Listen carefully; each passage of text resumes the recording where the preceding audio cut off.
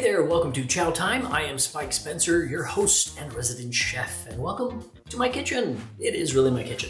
Now, today we are going to do something that is one of my mom's favorite dishes. Now, we did this for breakfast, and it was unceremoniously called Egg-Glop. Yeah, say it with me. Egg-Glop. Doesn't exactly sound appetizing, but it's very, very good, and it lets you practice one of the very, very basic sauces. It's one of the 5 mother sauces. It's just your basic white sauce, also known as bechamel.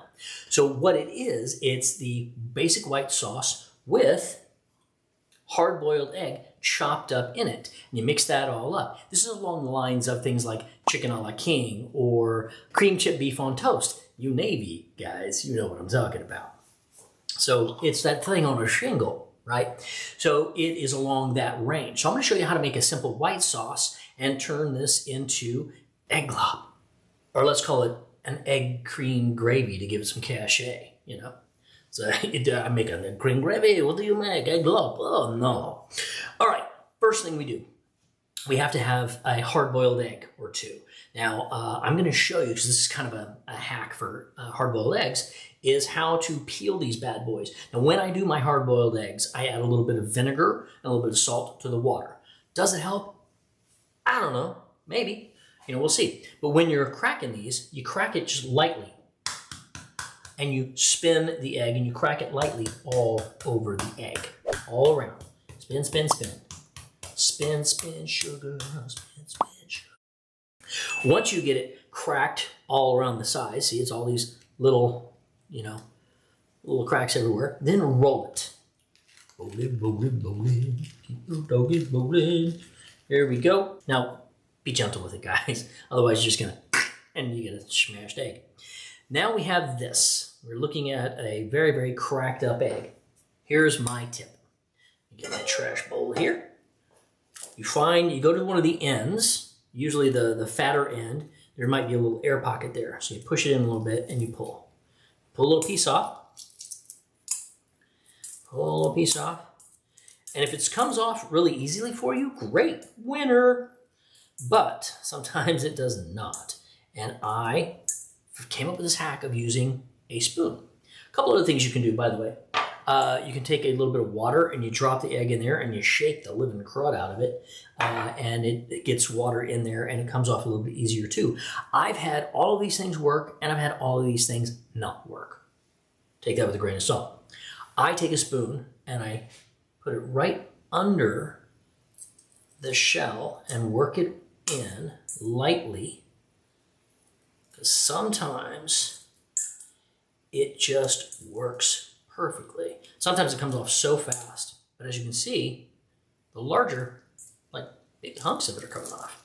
And once you get a big hunk off like that, you can kind of pull and peel. Hopefully more of it will come off. Don't you feel really, really good when you peel a little bit of it and the whole thing comes off and you're just like, I am a hard-boiled egg genius. Well, now you can look like a hard-boiled egg genius like that. Boom, by using a little spoon. And then a little water, clean that off, make sure all of the shells are gone. Get those shells off of there. Perfect. It is beautiful. And just in case I screwed it up completely, I had a stunt egg. Ready to go. So I'll cut them both up and we'll have a very yummy, yummy situation going here. Okay, I'm going to turn this up. Now, while I'm turning that up, I've got butter in the pan. And I've got some flour. So it's butter and flour. That's all the basic white sauce is. Butter, flour, and, of course, milk. And then you can add some seasonings like salt, pepper. I prefer white pepper. I'll tell you about that in a minute. And traditionally, bechamel has a little bit of nutmeg. I'm not going to do that for this one. I'm adding some garlic because this is a different kind of thing that I'm putting together here. All right, that's starting to heat up. Let's chop our eggs. All right. Now, when you cook up a bunch of hard-boiled eggs, you really want to not overcook them. This doesn't really matter that much because it's not a super big deal. You know, it's going to be covered in sauce, etc., etc. But sometimes you get that ring like I have here. I have some a little bit of a ring around it. Now, that means I overcooked it a bit. It's not a terrible thing. It's not like, oh my God, he overcooked it. It's, no, it's fine. It's going to go just great, but it just doesn't look all that good. And so what happened was, I think I cooked them a little bit too long in the water. So I put, the way I cook my hard-boiled eggs, I put them in the water, bring that water to boil. You let it boil for about 1 minute, then you take it off the heat and you cover it. That's it. Let them sit. And they will be hard-boiled, looking great. Normally they come out fabulous. I think I let mine go a little too long on the stove, so I overcooked that a little bit. But when have you ever heard somebody say, my hard-boiled egg was too hard-boiled? How does that happen? I don't really know.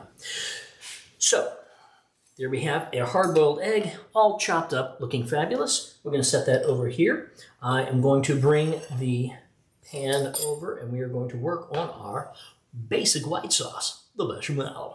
The bubbles are starting to form on the butter. I don't want to overcook the butter, so I'm going to go ahead and start adding my flour straight into the butter, just a little bit. Now, how much is how much? Well, you want to have the same, like a 1-to-1 ratio of flour to butter, roughly.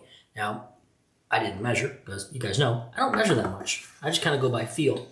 And it is going to be looking pretty dry by the time I get all this flour in there, which is fine.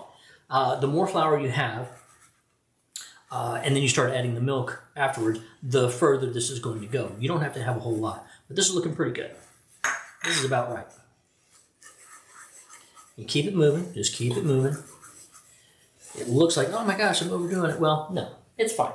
Now, this is going to be a little darker because I am using the gluten-free flour, as I've said before. My family does gluten-free for the most part. So you add a little bit of milk at a time. Turn the heat up just a hair. There we go. Ooh, there we go. And as the butter and the milk and everything heats up, it is going to thicken up. And once it thickens up, that is where the magic happens. It gets this nice creamy texture. And then you keep adding milk until you're satisfied. Okay, see, it's already starting to thicken up there in the middle, right? So I'm going to bring some of the stuff from the outside. On the inside. Here we go. And we hit some more milk. At this point, this thing does not have much flavor. Okay? Your basic white sauce is a vessel for other things. So you could change this and make, instead of milk, you could be adding chicken stock or whatever you really want. It's pretty unlimited. And use this as a kickoff point for all sorts of dishes. Like when I do a roux for gumbo, that's what I add. I add some chicken stock, and it goes great. And the roux that I make when I'm doing my gumbo, I like a really deep, dark roux. So you don't want a deep, dark roux with a white sauce, obviously. It's like, I've made a gray sauce. How's that? This one's kind of brown, so this, and by the way, this is not the most beautiful dish in the world. So the way I'm making it is very, very basic. So we're just talking about the white sauce with the egg and toast. Fine. You can add anything you want.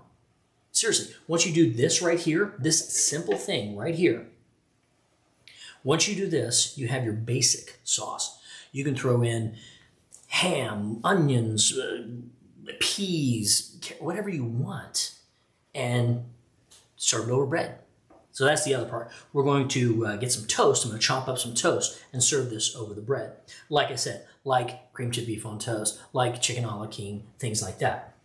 All right, we've got a really nice cream going here. I think we may have reached the end of the creaminess for what I'm doing, but let's see. Because sometimes you're like, oh, it's just fine, and suddenly, boom, thick. And you go, oh, I need more milk. Oh, no. That's what we're doing here. Looking good. You definitely want to have a nice whisk. You want to have a nice non-stick pan. And I love my non-stick pans. I love my little whisk. It's very nice. So just keep going round and around and around she goes. Where she stops, nobody knows. Looks like I'm gonna have a little bit more milk, just a touch. All right. Now, I have some seasonings. Now, I was talking about, so I have salt, I have white pepper, and I have some garlic powder here. Now, why white pepper? You've probably heard me say this before in some of the other videos. White pepper has a different flavor. It's got a lighter flavor. It's more umami than your black pepper. Your black pepper is more spicy, floral. And the white pepper it just gives it this, oh, I just love it. Use a lot in Asian stir fries and things. So I add that all in here because I want to get a nice little bit of flavor. Some flavor. Now, the other thing that I like to add is my favorite herb. Who knows what it is? Do you know? Have you been watching? Favorite herb? Tarragon. I'm all about it. I am all about the tarragon, y'all. Let me hit it. Now, when you have dried herbs, I always tell you, put it in your hand and crinkle it like that. So you release some of those latent oils that are in there. It's a good thing. You will like that very much. Oh, tarragon, talk to me. Okay, we're looking good. I'm going to turn this heat down a little bit now. So we've got a nice cream gravy thing working here. I'm going to throw in some egg. I'm going to throw it all in. I like it. That sounds good. Now I don't need the whisk any longer. I will turn to my spatula. All right, turn this down. This is basically done. Let's make sure. Lovely. Like I said, my mom would use this for breakfast. You could do this any time of the day. It doesn't really matter. Just because it's on toast and it's eggs, it doesn't mean it has to be breakfast, right? Okay. There we have it. Oh, look at that gorgeousness. Okay. Now, I'm going to take that off the heat, put this over here. And what is the next item, Spike? Here's the next item. Toast. This is a perfect place to use those end pieces that nobody likes. I don't mind. But when you're chopping it up for something like egg cream gravy, then it doesn't matter that much, does it? No, of course not. Don't get all uppity and say, I just want my toast with my crust cut off. What? What are you? Don't worry about it. Okay, we chop the toasty up. Nice. There we go. Make a nice little mound here. There we go. Right. As I said, not the most beautiful dish that you're ever going to have, but